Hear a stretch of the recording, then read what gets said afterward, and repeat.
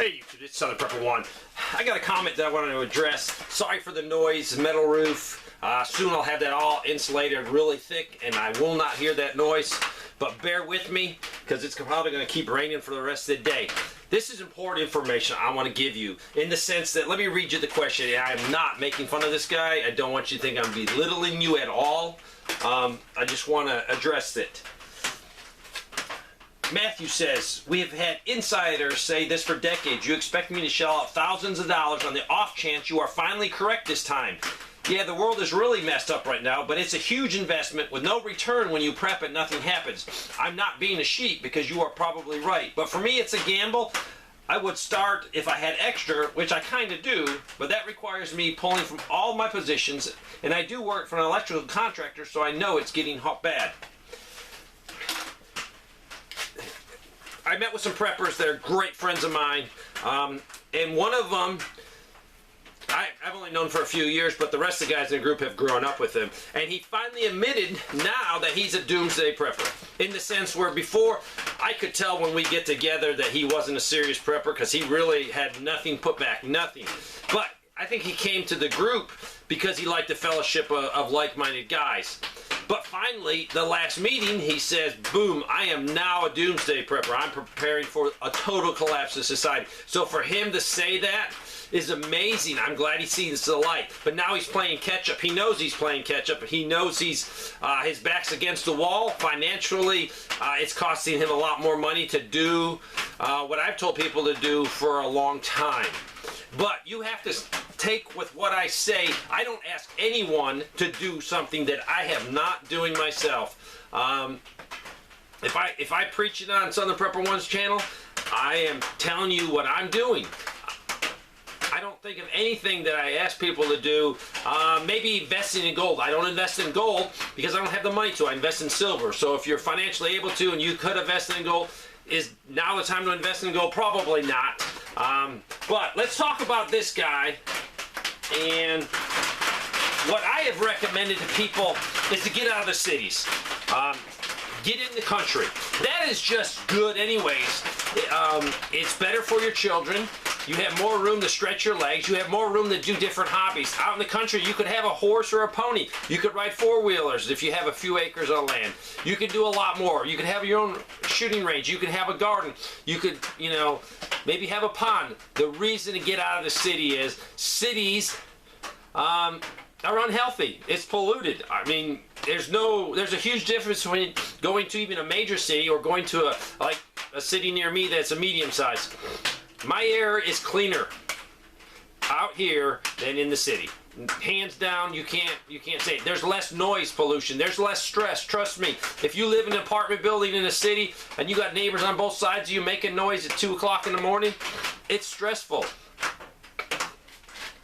If you can't go outside without people watching you, to me that would be, if I wanted to go sit outside and I go outside and there's like 5 other people out there sitting watching me, that would be stressful for me. I want to relax.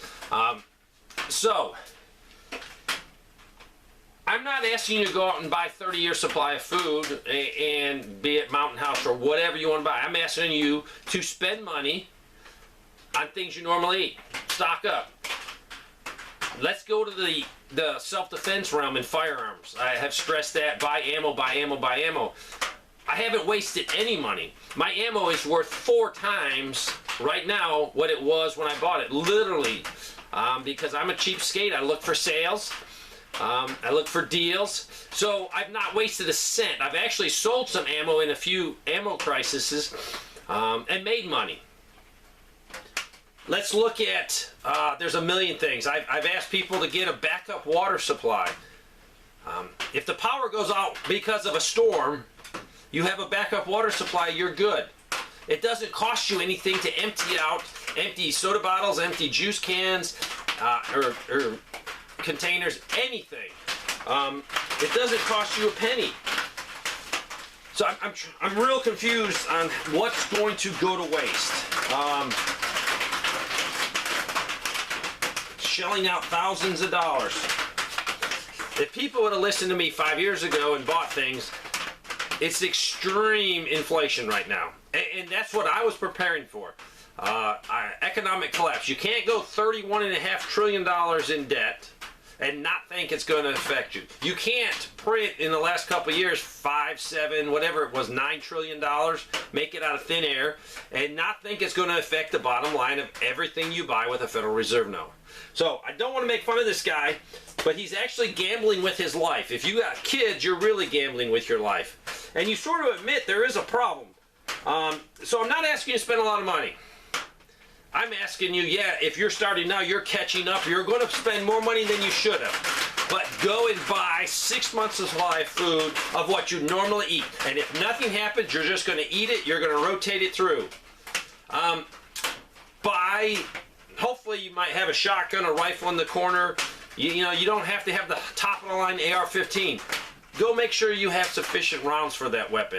For you, it might be a couple hundred rounds. If you have a 30-30 and you have a couple hundred rounds stashed away, you're not wasting any money. And you have some security. If you got a 12-gauge shotgun, go buy some birdshot. Practice with it. Buy 100 rounds of buck and 50 rounds of slug. It's going to cost you a little bit of money, but it's like insurance. And you probably do have insurance if you own a house on your house. You got it on your car. Prepping is insurance. But what I stress to people, I want you to go from having insurance to having a lifestyle. Everything I do is fun. I don't know of anything in prepping. The only thing that's really work in prepping is when I bring stuff home, as in the grocery run, I take it and put it in the big emergency pantry. And then from there, what my wife needs, she tells me, hey, and she calls at the grocery store. She says, hey, I'm going to need some mayonnaise, I'm going to need this, I'm going to need that from the grocery store. So I go get it from the long term, and I take it over to her pantry. And that's how we rotate everything. So yes, it's hard, I got to label everything.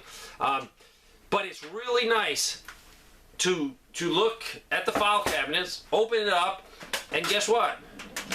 You got 10 peanut butters in there. You got 10 jellies in there. To me, that's reassuring because it's just getting more expensive and more expensive for everything. Also, it's all the time. Becky says, oh, I need this. I go over here and I get it. We don't have to run to the store. You know, she could be making some type of barbecue meal and she needs some barbecue sauce. We know we have 5, 6, 10, whatever we have over here. So I don't have to waste money. I also buy everything on sale. I'm going to tell you right now, the coupons, man, I'm not even couponing anymore. It's worthless. The buy one, get one free sales are not as good as they were a year ago, 2 years ago, and definitely 3 and 4 years ago. There's no sales out there compared to what there used to be. There's just higher prices on everything. So for this individual,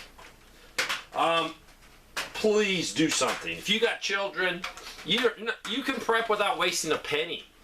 You can prep without wasting a penny. You don't have to go out and buy mountain house food that you might never eat. Buy exactly what you eat and store it. Put back some extra toilet paper. We saw the crisis a year ago when people were going crazy for toilet paper. A lot of stuff I've put back have probably doubled in price right now. So we don't know what a year from now is going to be. Maybe we look back at the grocery store prices right now and we're like, oh my gosh, those prices were cheap a year ago. And we might say that. So do something. Don't waste your money. Just put back things that you know you're going to use. If you have children, please do it. I warn people on here. If someone came to me that watched my channel for a long time, which I don't know why they would watch my channel and not prep, and they come and say, well, I didn't prep because, I thought you were wrong, or I thought you were exaggerating. I'm not going to be so kind to them. I really am not. My contribution to society is just warning them, hey, prepare. As we see all these bad news stories that I'm getting from people that are in these industries, you got to take this information and up your game. Do whatever you can to prepare more. What is coming is not a tornado. It's not an earthquake. It's not a hurricane. That's a natural type of disaster. This could be a society breakdown. This could be a Great Depression. We're preparing right now for an economic problem. But guess what? There's going to be problems right after that. It's called the government, overreaching government. So yes, you got to be prepared to weather the storm, because there's some more storms that they have lined up for us. Government's not going to go away. They want to take more control of our lives. So, I'm not making fun of this guy that said this comment. I don't know where you're getting we're wasting money. I've never advocated that. I advocate deals, auctions, garage sales, putting back stuff. I did an awesome project yesterday with my family. I'm going to show it to you. It's just rainy. I can't. And Nate probably asked for 8 to 12 items. Every single item I had in the hardware store. We didn't have to drive 20 miles. A lot of those items were actual items I got at auctions or I got at garage sales that I bought. I sorted, I properly stored, I properly knew where they were so I could go get them. That's what I'm asking you to do. Keep prepping, please. I haven't addressed the crisis that I see coming with the food. I don't know why I haven't addressed that. I haven't addressed monkeypox. I'm not too scared of monkeypox unless they have a little something up their sleeve where they're genetically going to release it in a different way. I'm not worried about monkeypox right now. I'm worried economically. The food crisis could be generated by them. There is some real aspects of this food crisis. Weather is definitely affecting it. It is coming. And if you don't have food stored, you're going to be doing things that you would normally not do. I will address the food crisis, but just stock food. It's not hard. It's not rocket science. You don't have to have an MIT degree. Experts in the field are saying, hey, there could be shortages of food. What do? You go out and buy food. If it was the 1600s, the 1700s, the 1800s, what did people do? They had a garden. They had livestock. And they put back to get them through the fall. They put back so they can get through the winter. They had enough back so they can get to the springtime. We don't do it anymore. But we can see some bad harvests coming. We can see some political turmoil coming. Put food back. It's not hard. You're not going to regret looking back saying, oh, well, Dave was wrong. Nothing happened. And I had 6 months worth of food.